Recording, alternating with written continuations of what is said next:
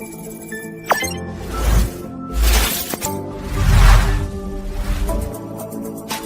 let's move on to explain the part or section of the trunks. We have 3 or 2 options and the grouping part.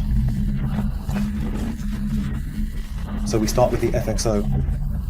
These are the FXO lines that come with the UC200. There are 4 of them.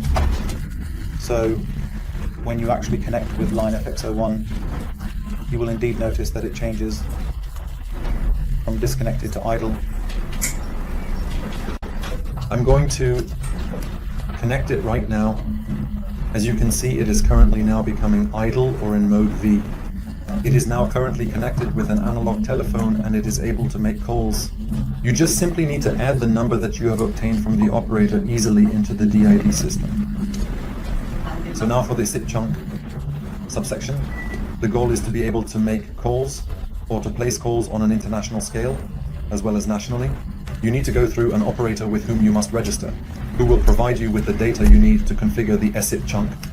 For example, here I have just registered a test account with SIP. You see, he gave me the information I need to fill out, well taught here. So we are very well added to this term. For example, we set the name option, this is it. The DRD is the number we received from the operator. The address site, for example, I will definitely have it probably installed there. Here we set it up. We choose the protocol and the domain as well.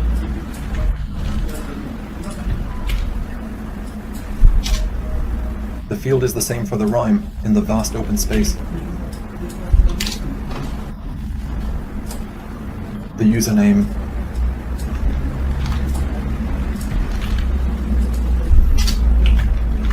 As it is the same for the authentication domain. We add the password we removed and click Save and Apply. This way we will find the SEP trunk here with our registered statuses, if all the configuration is correct. This leaves the trunk group section where we can group SEP type trunks or a fixed line. They can be grouped like this. We can redirect calls to groups, such as teams, instead of receiving them on a single phone. The largest stock of VoIP with dozens of brands. With us, you will find what fits your budget and needs.